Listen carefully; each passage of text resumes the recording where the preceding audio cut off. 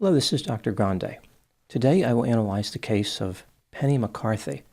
First, I'll look at the background of this case, move to the timeline of the incident, then offer my analysis. Penny Wynne McCarthy was born in 1957 and raised in Los Angeles, California.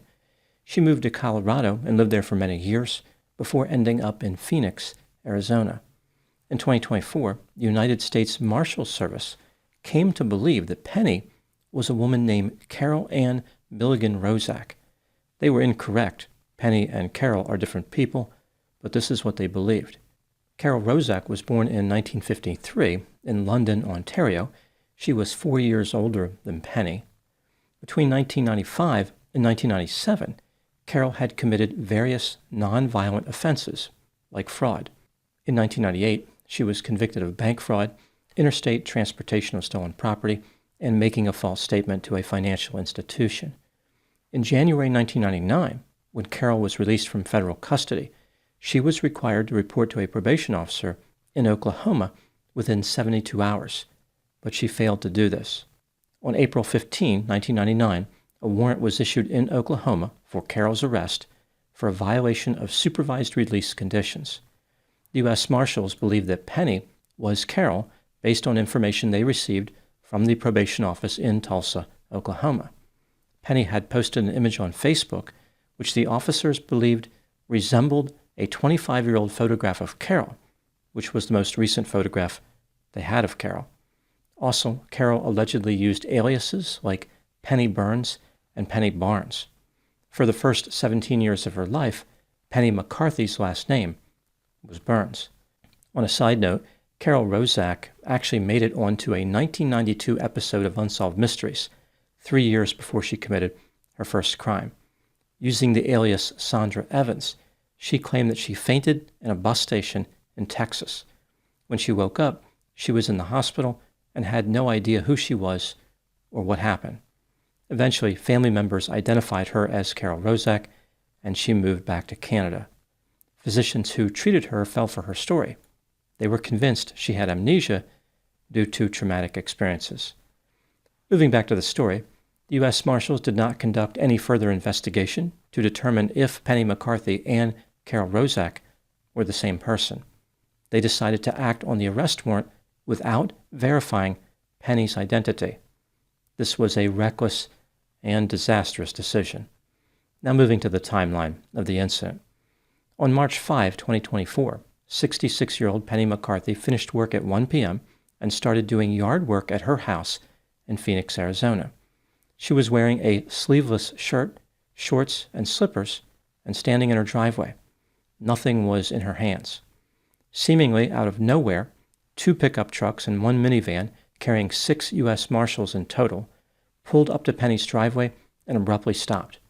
The officers exited their vehicles and pointed rifles at Penny, saying, "Police, don't move.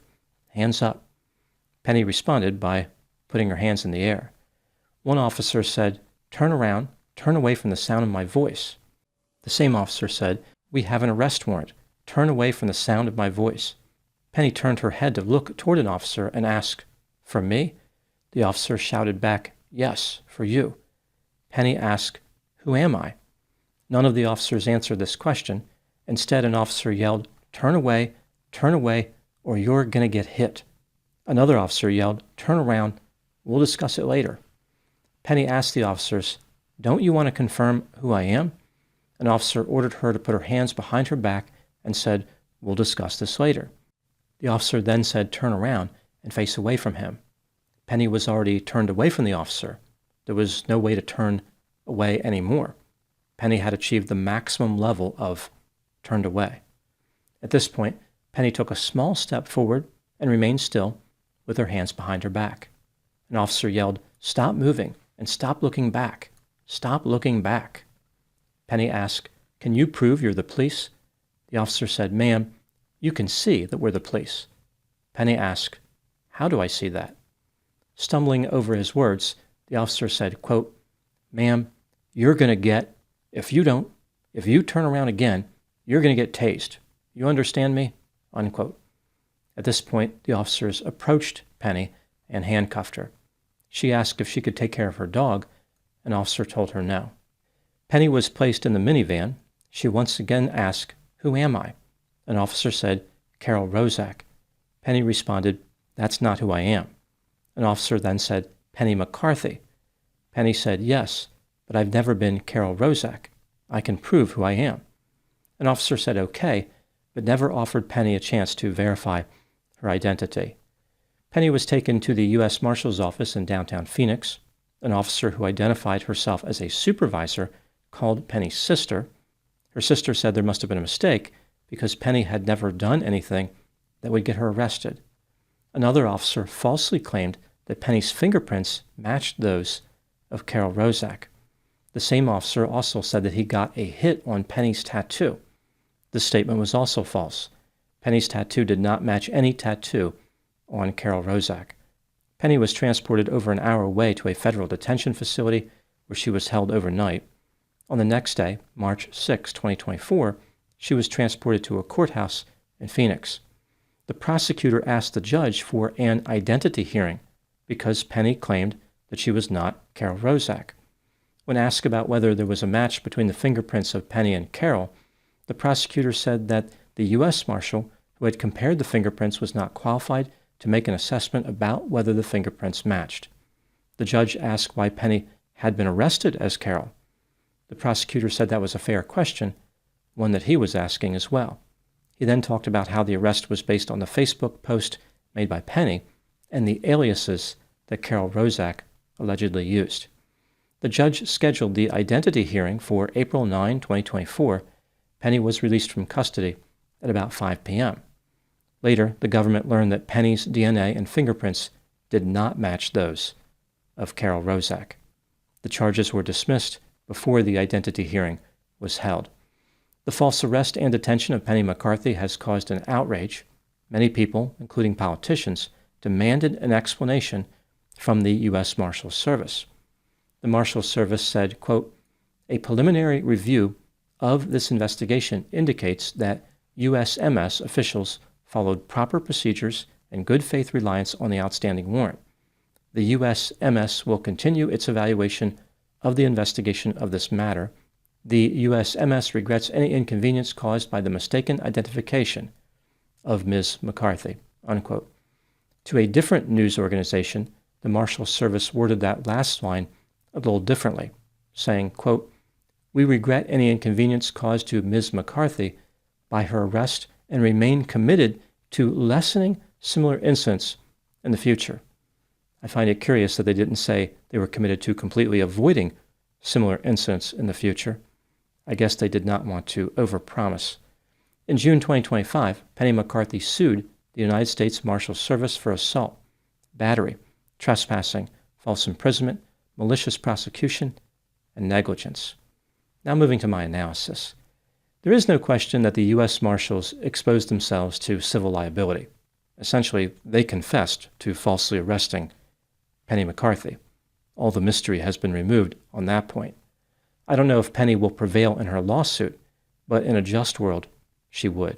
Unfortunately, it is very difficult to win a lawsuit against law enforcement, even when officers misbehave severely, as was the case here. In addition to the civil liability, some people believe that the officers committed criminal offenses. For example, kidnapping, assault, conspiracy, depriving someone of their constitutional rights under color of law, and making false statements. This brings me to the question, were any of the U.S. Marshals who falsely arrested and detained Penny McCarthy guilty of any criminal offenses? Let's take a look at the evidence both for and against the idea they were guilty, starting with the inculpatory factors. The Marshals argued that they relied on an arrest warrant. However, the warrant was for Carol Rozak. It was not for Penny McCarthy. Penny did not have a criminal history. There was no warrant out for her arrest. The officers had an obligation to investigate this case and verify Penny's identity.